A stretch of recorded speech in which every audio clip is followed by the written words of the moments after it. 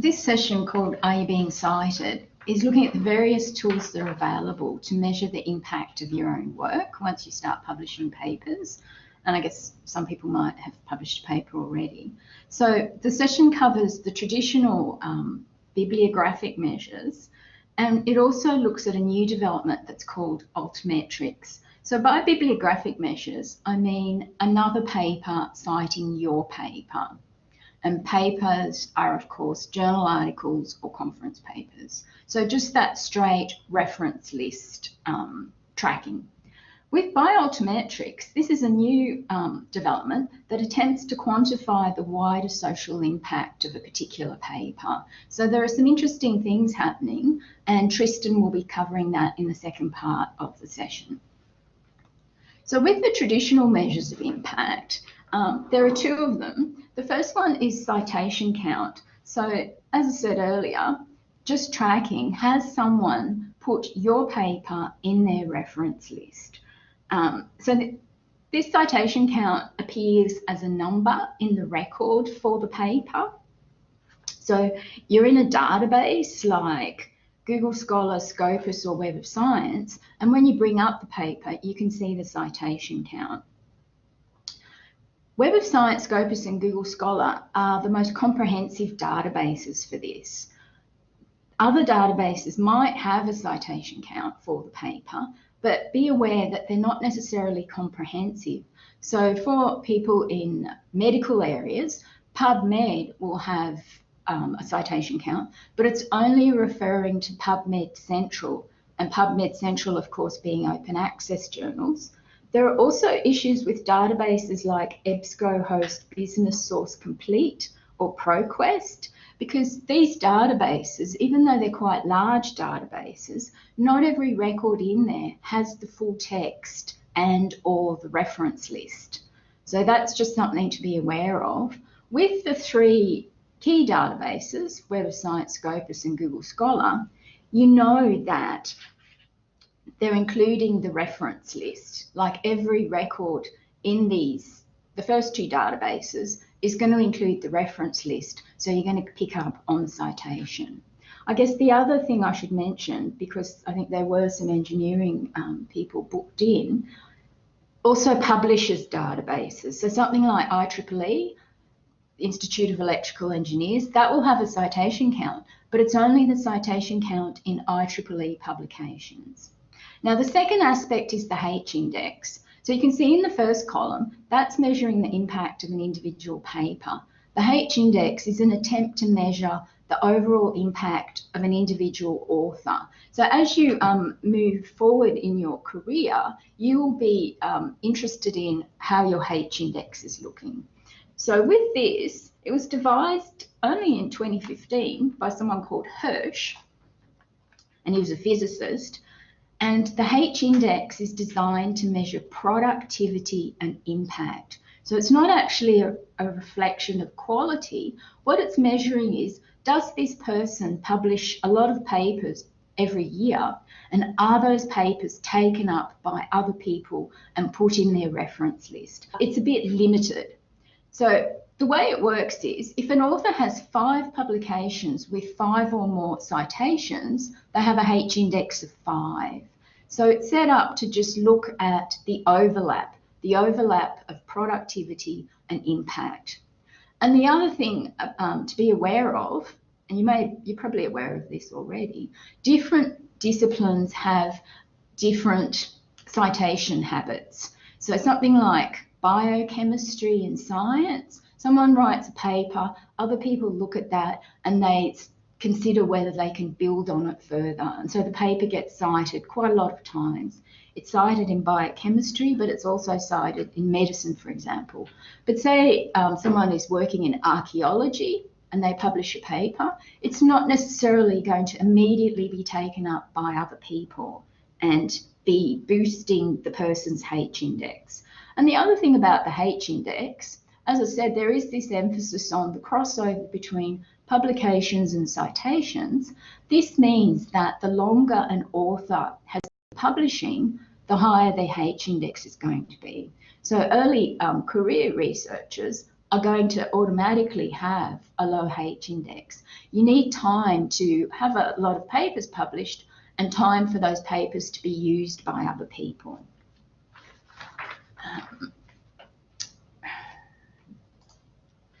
So moving on now to the H index and the tools for having author identifiers. So the way this works is the H index is important, and then in order to communicate it to other people, there are various options provided by the databases. So I've already mentioned Web of Science, Scopus, and Google Scholar, and I'll be looking at those in more detail in a moment, but I wanted to start off with ORCID.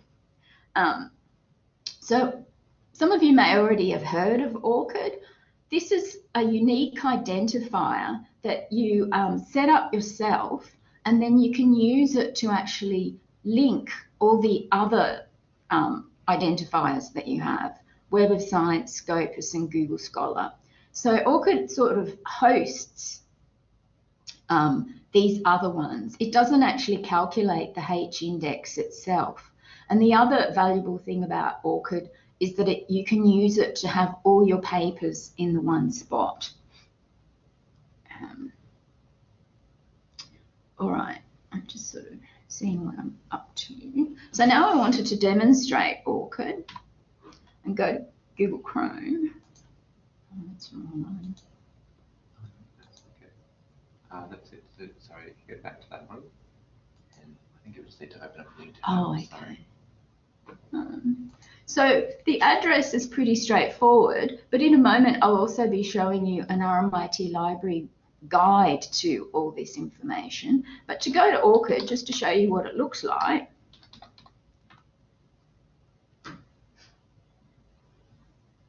So it's just orcid.org. And so now we're on the ORCID site, and I'll click on dismiss. And I wanted to show you a Pro-Vice Chancellor at RMIT, Suresh Bhargava.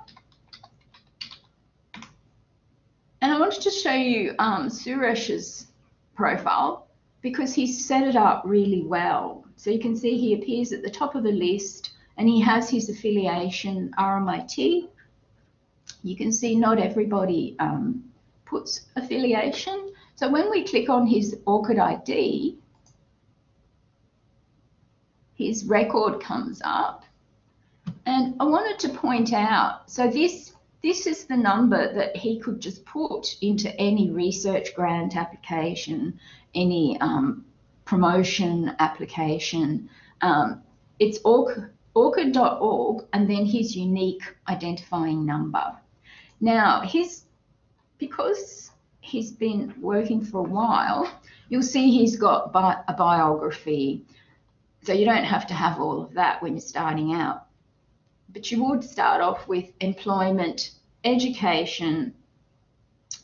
We can skip the distinctions for most people. And then move on to works. So it's once you get all this happening, it's quite important to keep your ORCID profile up to date.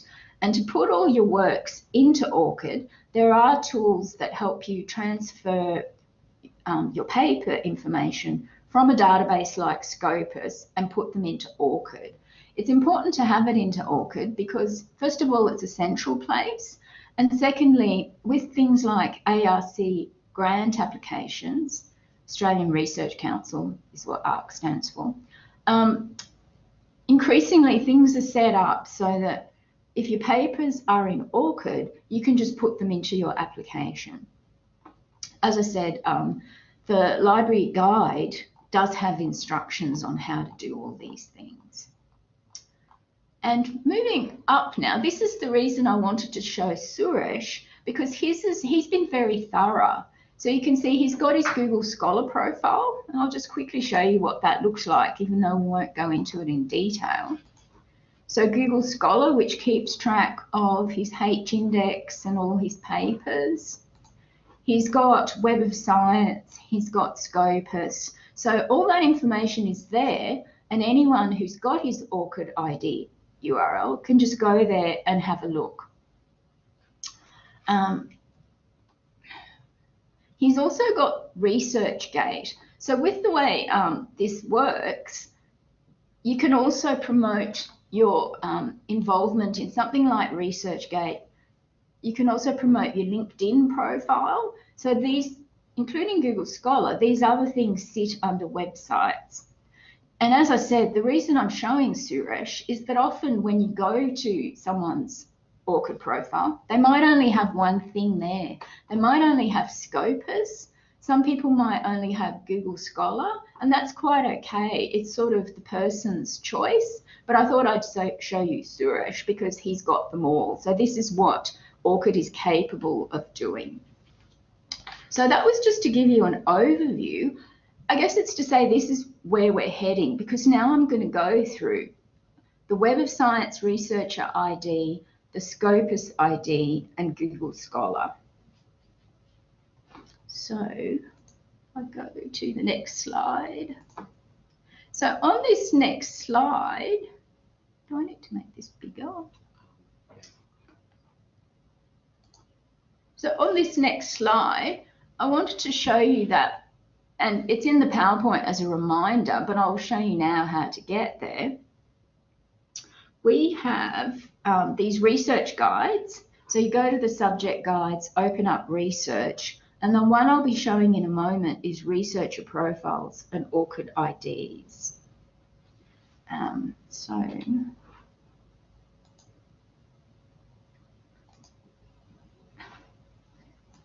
A new tab. So we're here on the library homepage, and I go to all subject guides, and I go to research, and I'm opening up this one, and you can see it's got more detailed information down the bottom, but if you open up profile tools, that's got the summary of all the information that you need. And you can see that here, so we've already looked at Suresh's profile. I wanted to point out RMIT registration tool for ORCID. So it's best to do it this way, not by going straight to the web page, because this way I believe RMIT knows that you've registered. That's correct, isn't it, Tristan? And with registering for ORCID, it's important to be aware that nowadays a lot of publishers, before they even consider your paper, when you're submitting, they ask you for your ORCID ID. So you can set it up straight away. You don't have to have actually published a paper to have an ORCID ID. So now I wanted to move on.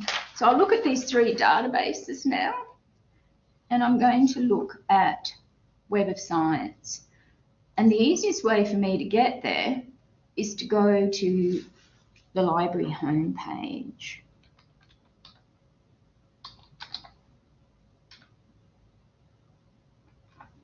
Because I'm going to use popular databases.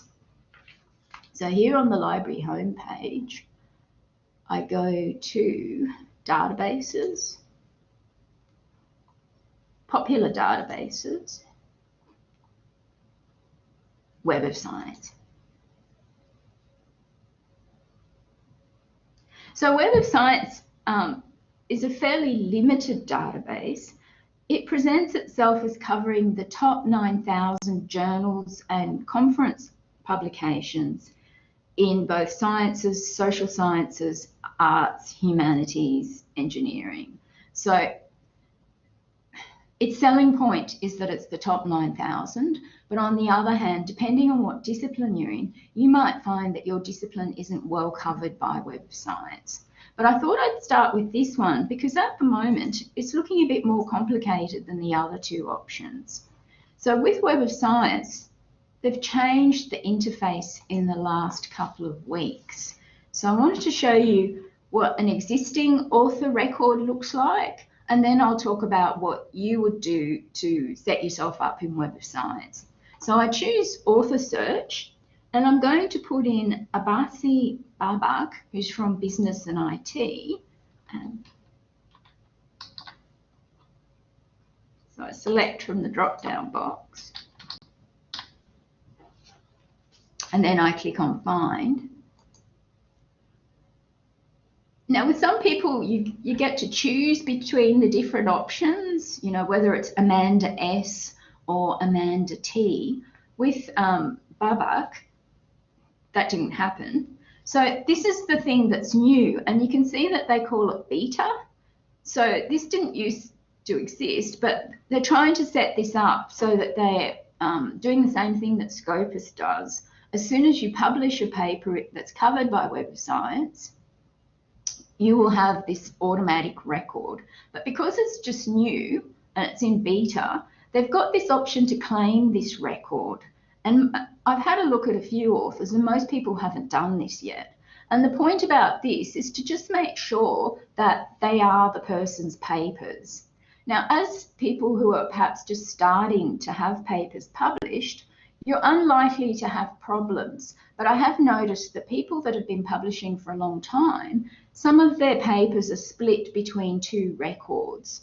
As I said, that's mainly a problem for people who've been publishing for a while. I think Suresh is someone who has his papers split. It's not all in the one record.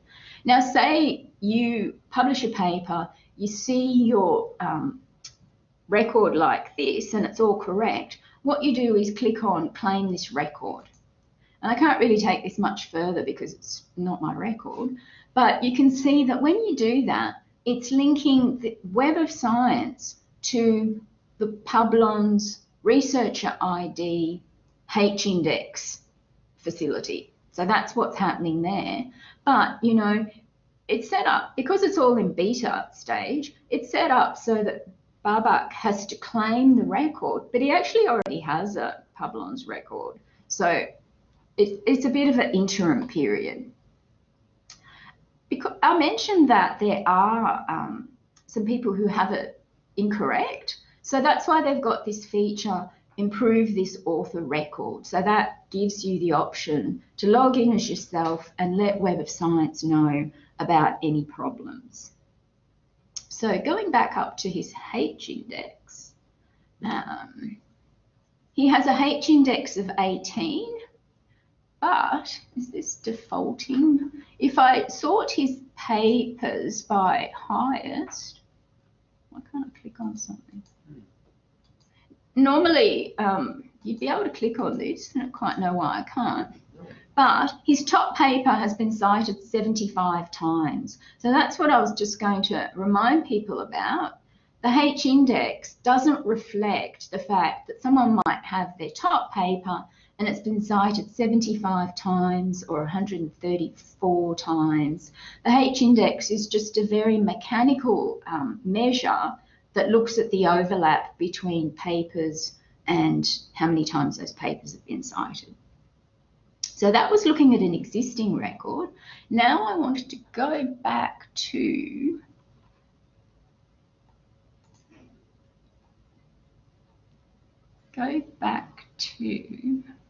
the research guide and show you where you can register for this Web of Science Researcher ID. So with Web of Science, I'm pretty sure, Tristan can correct me, I'm pretty sure you do have to have a paper published before you can get yourself set up. No, you don't need to. I've got a researcher ID and I have papers there. Yeah. So you just register, and then hopefully it will happen automatically that they notice that you have a paper published, like that your name is the person who wrote that paper. They're more likely to notice it if you have an ORCID ID. And actually, this is what I forgot to mention. When I was saying Babak already has a Publons Researcher ID record, you can actually click on this to have a look at it, but they still want you to manually link the two. So I'm going to click on this.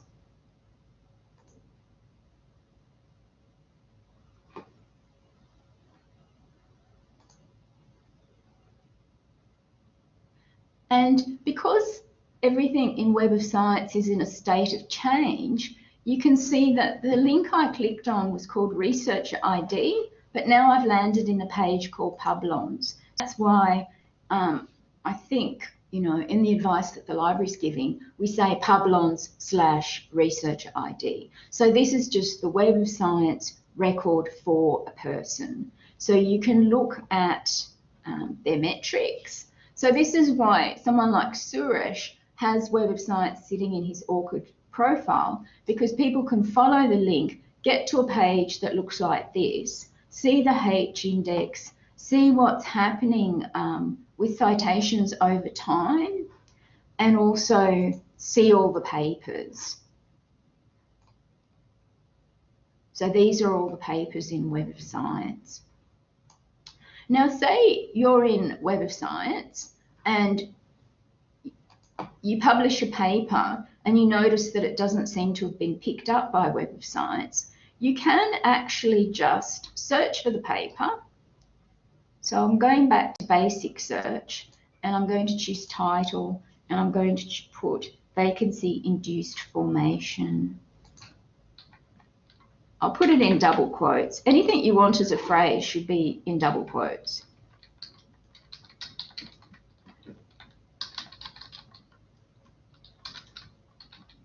Nanoporous silicon. So you just select title from the drop-down box and you put in the title. And so that's the paper there. And I wanted to show this because the option's a bit hidden. So you select the paper and then you actually click on export and you'll see that there's quite a few options there. So what you would do is claim on Publons. So you, as Tristan said, you'd set up your Web of Science researcher ID, and you can do that even if you don't have paper. And then you can go here and claim on Publons and add it to your record. So that's probably all I was going to say about Web of Science. So that's the most complicated one. So now I'll move on to Scopus.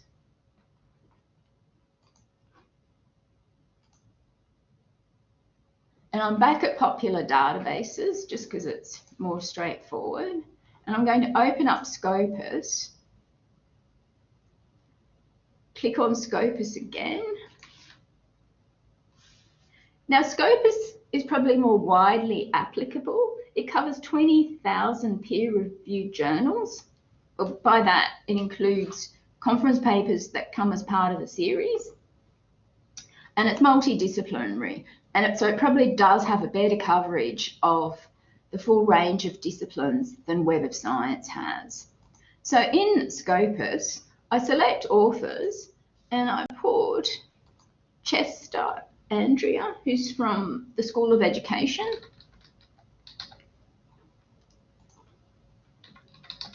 And it's got affiliation, but that's probably optional. You'd probably only start putting in affiliation if it was a really common name. So there's only one option coming up, and you can see that it says RMIT University, so we know it's the right person. On this screen, there are a few options that come across the top. You have to tick it. So you can do show documents, you can do citation overview, but to get the sort of standard record for a person, you just click on their linked name. So what comes up next is Andrea Chester's Scopus profile, as opposed to what we saw earlier, Babak's Web of Science profile. So again, you've got the H index and it's 10. You've got a nice graph of all the papers. And then you can scroll down and see all the papers individually.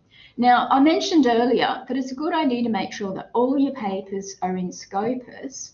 I think in terms of what's the easiest way to do it, if most of your papers are covered by Scopus, I think the Scopus steps are the easiest. Would you agree, Tristan? Yeah. Yeah. So when we showed you Web of Science and said that it's in the beta version, it seems that what Web of Science is trying to do is something that Scopus has been doing for a while. As soon as you've published a paper in Scopus, you'll have your own record and the paper will appear here. So you don't have to do anything to have a Scopus record. The only thing you have to do is follow up if for some reason they've missed you. Now, Scopus in the early days used to have the, give us feedback to improve your record. It used to be that you emailed Scopus. I guess because it's been around for a while, you can just edit your author profile. So say you felt that your papers were appearing in somebody else's profile. I think for that, you might have to actually email them. But say you've got your record and somebody else's paper appears, you can actually remove it by editing your author profile. You can just log into that.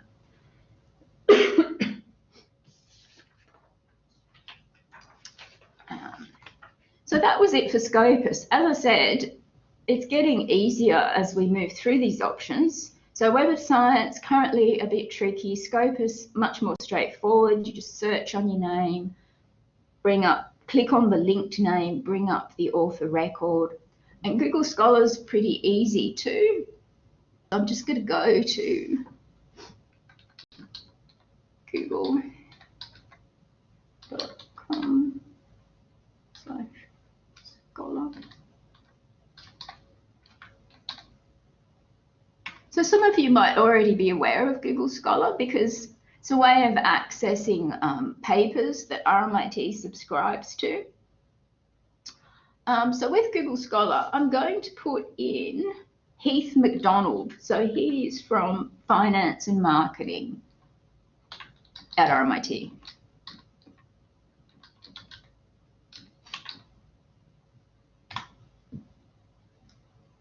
And you can see at the top it says user profiles for Heath McDonald.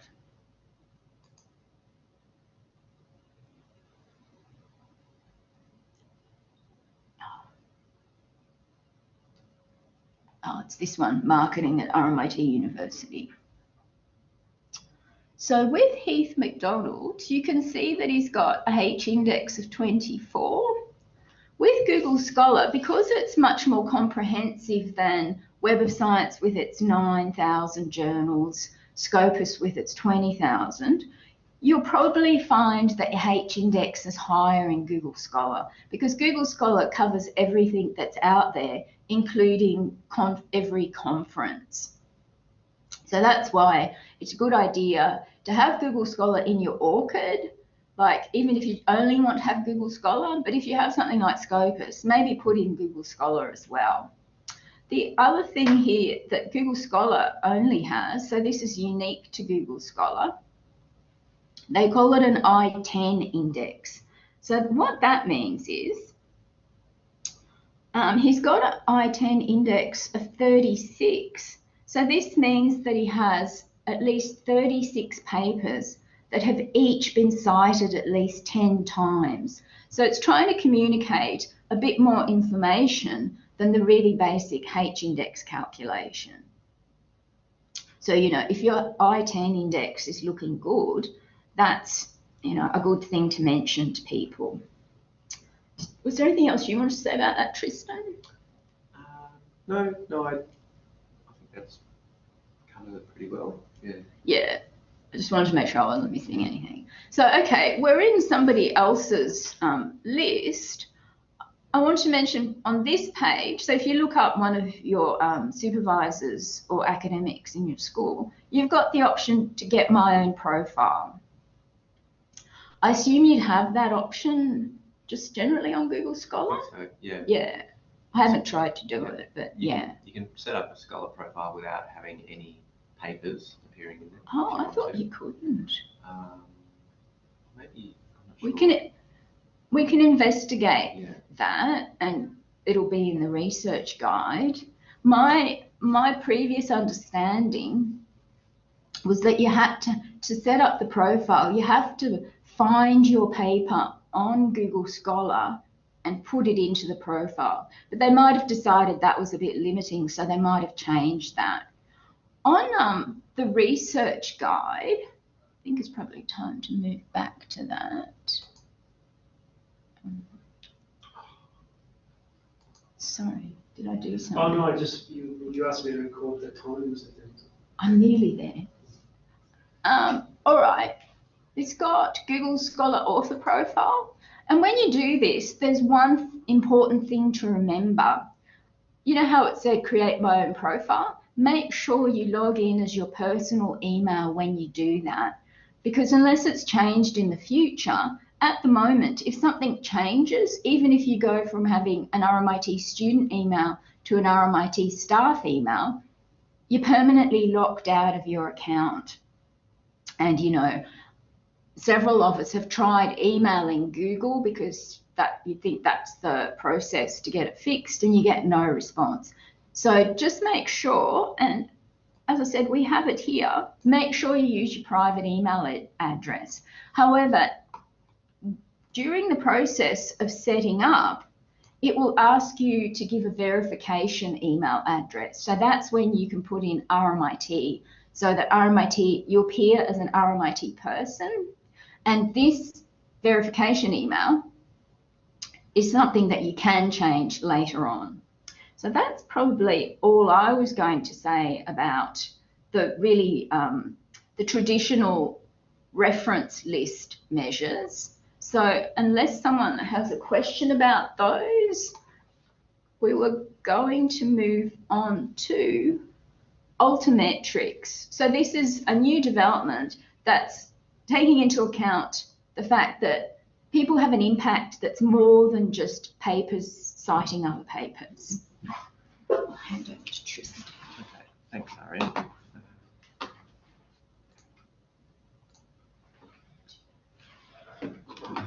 Okay, so yes, as Irene said, so far we've been talking about measures and methods for looking at academic profiles and measuring impact within academia, so citations within other academic publications. And we'll now look at some other measures at looking at how maybe some methods of gauging some wider societal impact of that research. With the slide we have at the moment is a quote from the Australian Research Council website that discusses research impact. And they frame it as the contribution that the research makes to the economy, society, culture, national security, public policy or services, health, the environment, or quality of life beyond contributions to academia. So it's important to think about that impact as well, of how that research is disseminated and how it's and how you engage with people outside of academia with your research. So some measures we have to look at that are altmetrics. And they're relatively new metrics. They capture a lot of metrics from and views that people might have about your research in social media. A lot of online platforms can measure these. Blogs, people may be blogging about them. News outlets often pick up this research and then write about it, and other sources like that. So basically some ways that people might be accessing that research in other methods outside of just reading a scholarly journal article or citing it. So two of the main tools that we have for measuring those are Plum X-Metrics, which is available within Scopus. So as well as seeing that Scopus citation information that Irene showed you, we can also look at some of the Plum metrics for individual articles. And there's another tool which is called Altmetric. So they've taken the name Altmetrics and put it into their company name. And at RMIT, we have access to a tool called Altmetric Explorer, where we can look at a lot of these altmetrics. And there's also a plugin that you can put into a browser that will show you, which allows you to view some of those metrics as well. So I'm going to show you Scopus again. We'll just go back to that. And we've still got Andrea Chester's record up here. I'm just going to search on somebody else. We've got author search here. I'm going to search for an author called Elizabeth Taylor. I will put the affiliation in there because that's probably that's a more common name than you might than Andrea Chester. We can see here's Elizabeth Taylor. She's got some name variations. She's currently affiliated with Monash University. So even though I put in a search for RMIT and she's no longer with RMIT University, it still came up there because it's probably listed as one of her former affiliations. So I'll click on Elizabeth Taylor's name to bring up that Scopus record. You can see a lot of those citation informations here. There's her name and details here. She's linked it with her ORCID record. And you can see Monash affiliation and then view more. If I click on view more, you can see her former institutions that she's been affiliated with. So if I did a search on University of Melbourne or Monash, she would probably come up in those search results as well. Just going back down to her documents here, they've been sorted by newest. I'm just going to change that to sorted by those that have been cited the most. I'll just do that on the right, and you can see that some of them have been cited up to 23 times. One that I wanted to look at is called Fight the Towers or Kiss Your Car Park Goodbye. It's got a really interesting title, which might give us some information about why it's got such a nice altmetric score. And on this document details page, I can see some information about the number of citations in Scopus. It has 7, and the field-weighted citation impact. And underneath that information is a little link to the Plum X metrics. So I'll click on that drop-down menu, and it gives me a few metrics around that, including things like abstract views and full text views, so we can see how many people have actually accessed this article. So it gives you an information about the number of readers as well as the number of citations it's gathered. Tells me that it's been captured and saved by a number of readers, and then we can also see that it's been mentioned in blogs. There are 6 news mentions, and it's been tweeted about 3 times. So I'll just click on see details for some more information about those Plum X metrics. Okay, it's loading up now. And I can scroll down a little bit further to the Plum X metrics details, and it's given us a lot of those citations and abstract views, captures, and blog mentions. I want to see those news mentions because I want to see where this has been mentioned in the news. I can click on the link for the news mentions, and it gives me a little bit more information about where a lot of these mentions online have occurred. So those 6 news mentions include Wheels 24, The Conversation. In fact, The Conversation is mentioned 3 times here, so that's quite a reputable news organisation, as well as the New Daily and phys.org. So this kind of tells us that it's had quite a wide societal impact, and it's been picked up by a range of sources online, and quite a good range, with some of the websites being quite popular, others very specific to the sciences, and others a broader academic website like The Conversation. Now,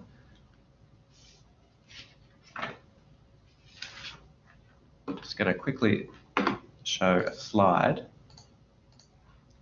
related to the other tool that we are going to demonstrate, and that's altmetrics. We'll share these slides with you afterwards, but we've put a link to the altmetric bookmarklet in a slide here, and this is something that you can add for free to your browser. If you're looking at a journal article and looking at some of the metrics, you can use this bookmarklet to see the altmetrics data about it. So where it may have been tweeted about, or if it's been mentioned in news or in policy documents as well. So I'm just going to escape this, go back to Scopus and look at that article of Elizabeth Taylor's Fight the Tower. So you can see in this toolbar on this browser, we've already got the altmetric bookmarklet. It says altmetricate. Now if I click that, it brings a pop-up to the top right of my screen, and it's got a 30 in there. I think that means it's got an altmetric score of 30, and it tells me it's been picked up by 3 news outlets according to altmetrics, referenced in 1 policy, tweeted about, and it's on a Facebook page. and we can click to see more detail on this. So I'm going to do that now.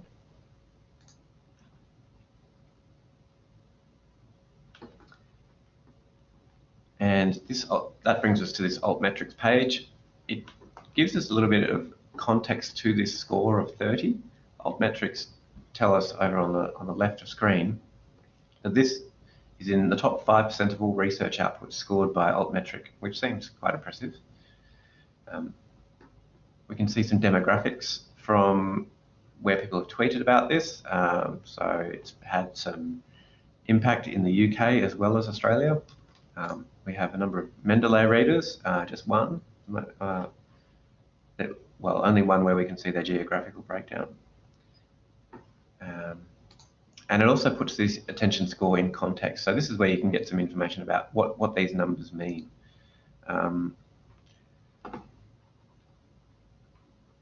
So the research score of 30, as mentioned, places it in the top 5% of research in altmetrics. And it's got quite a high impact from this particular journal as well. So the journal Planning Theory and Practice, there have been 247 articles from this journal that have scored in altmetrics, and this is number 13 of those. So it scored quite highly for that journal. So as well as receiving a lot of citations, it's already had a good societal impact. So let's have a look at the news outlets and see where it's been picked up. So we saw before the conversation, but this has also picked it up in a news organisation called Foreign Affairs New Zealand. The PlumX metrics had it in, I'll just switch back to PlumX, that had it in Wheels 24. So you can see there's a slight difference between where the news organisations that these two tools have picked this up in. Both have got phys.org in the conversation, but they seem to have, one has got a Wheels 24 and the New Daily, while the others has Foreign Affairs. So you can see that they don't quite replicate the same data there. We've also got one policy document that's picked up. Pick this one up here. So that can show how beyond academia and beyond that societal, that more general impact of being published in a conversation or in a news organisation, it can show that this has had some impact within policy as well, where it's been cited in policy documents. So altmetrics can be quite useful for demonstrating those wider impact outside of academia there. And Twitter, if that's important, you can see where there have been some tweets. This could be interesting if there are some prominent researchers or other academics on Twitter, and to see how they engage with research and how they might be sharing the research that you've put out. So Twitter and Facebook can be quite interesting to see whether or not someone quite prominent perhaps has been sharing your work. Now, I'm just going to go to show you the Altmetric Explorer. A quick Google search for it. At RMIT, you can set up an Altmetric Explorer account. Be sure to use your RMIT email address when you do that. When you go to Altmetric Explorer, it'll prompt you to either continue as a guest. I'm not sure how much data you can get with that. I've created my own account. I'll just log in here. Sorry, I should have done this earlier.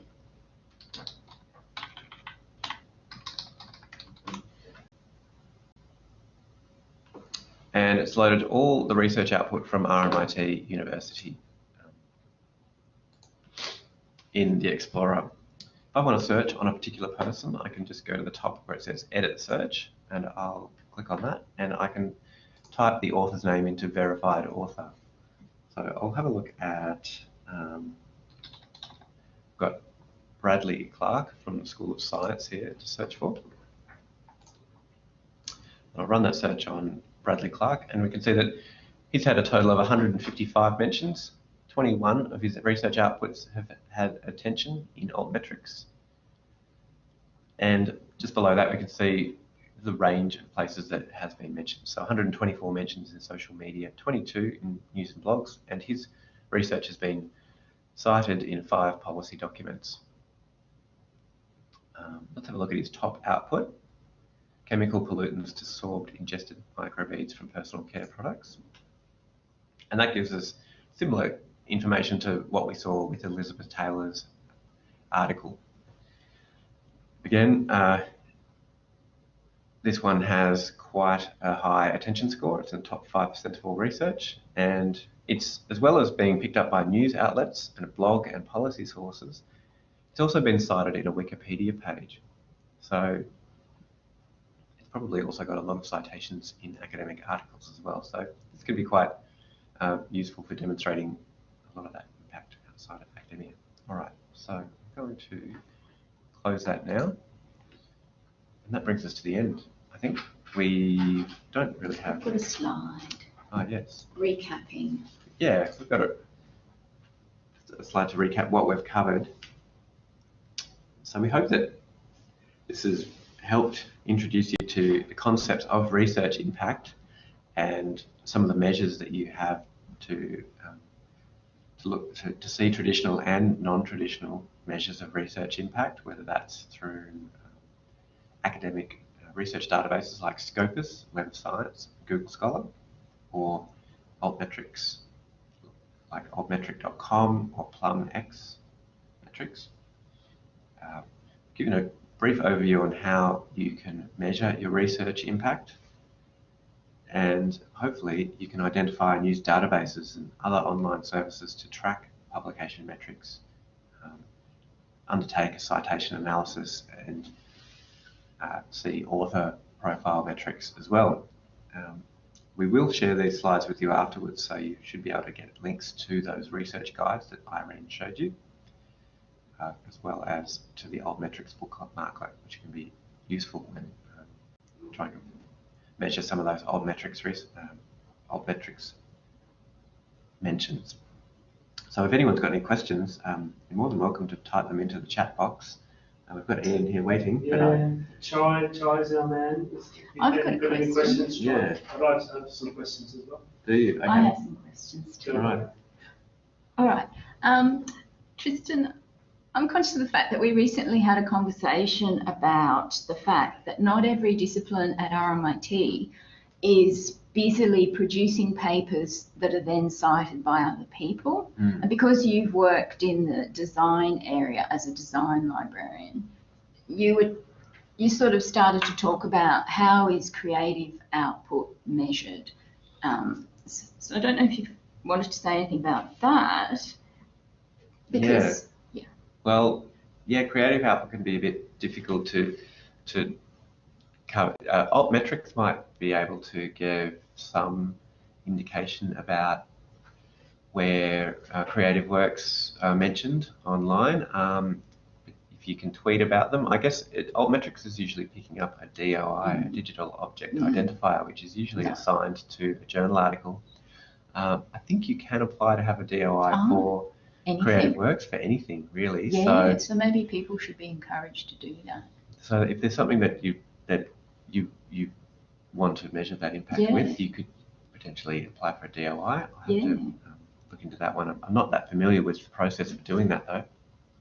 But there are other ways of measuring impact. You might demonstrate if it's, for example, if it's been a performance, an artistic performance, or an exhibition in a gallery or something like that. You might gather audience feedback. You might gather reviews that are hopefully from fairly reputable sources, whether they're from newspapers or key journals or magazines in those subject areas, and use that as a way of demonstrating positive reviews and impact. Sometimes some other publications like books are often not necessarily cited that much in some of those disciplines, but they may be a major output for those disciplines. So maybe in architecture and design, authors may not publish in scholarly journals, but they might publish books and book chapters. So you might look at holdings in libraries worldwide and see where they're being picked up. So yeah. Chai has a question. Yeah. So here's a publication in IGI Global. It's not subscribed by many university libraries. If I posted it in ResearchGate or academia.com, it might violate the rules of IGA Global Publisher. How can I share the paper to more people? Research repository. Research repository. So I've got a good example of that. If you've got a pre-publication copy, The final accepted manuscript. yeah. If you've got the final accepted manuscript for that that article, you can share it with, send it to the research repository, and they can post a full text open access version of it. And once it's in the research repository, it means that it will also be indexed in Google Scholar, so people will be able to discover it via that method, as well as some other repositories around the world. So I've got this is probably an extreme example, but from an academic called from Inga Mewburn. So this example here is an article she wrote for a journal called Arts and Humanities in Higher Education from 2011. It's got an altmetric score here. We can see some of those things.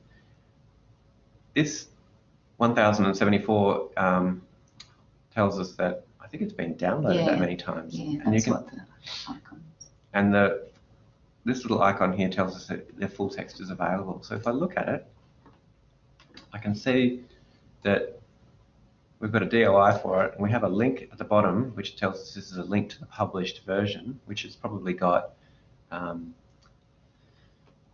nice formatting and probably some lovely images from the journal. But at the top, there's also a link here for the accepted manuscript, which is a PDF document. And I'm just going to open that one up so we can see it. See the formatting, it's a bit cleaner. It probably doesn't have anything like any of the branding that you might get for arts and humanities in higher education. But we can see, I'm just going to close that one, that it had been downloaded 1,000 times. And if we searched for this in Google Scholar,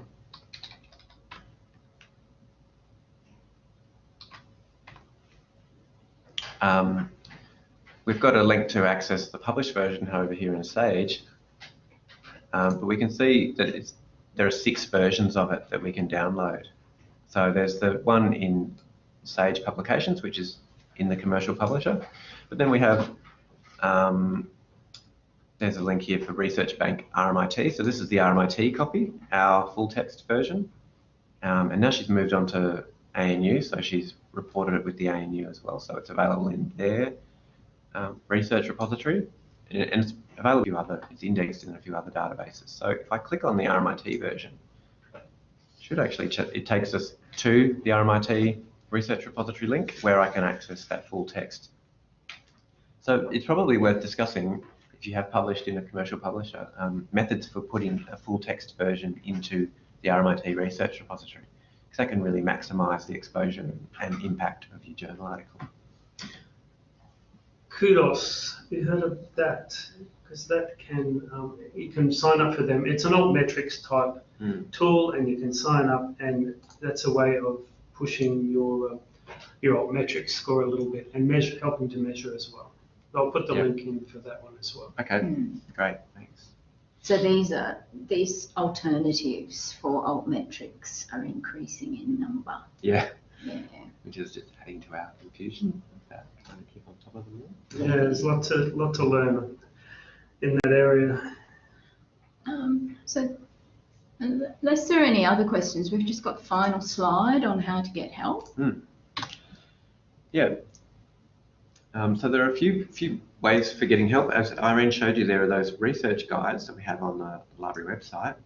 We'll share this slide with you so you can go directly to these links.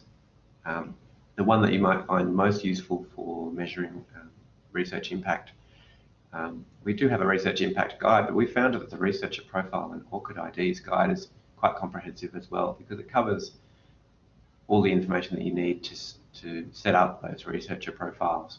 It's probably good to start with an ORCID ID in Google Scholar, and then look at Scopus or Web of Science if papers you've published are indexed in those databases. And we also have a research consultation service where you can log in and request to meet with any of the teaching and research librarians, where they can discuss this or anything else related to research support, whether that's assistance with EndNote or other reference managers, identifying journals to publish with, assistance with or some advice on where to begin with searching a literature review, or any other research support you might require from the library. But if we don't have any other questions, I think we'll finish up now. Charles says thank you. All right, great, wonderful. Thanks for that. We'll send you a link to these slides and to the recording. Yeah, and thanks for attending. Thank you. Thank you.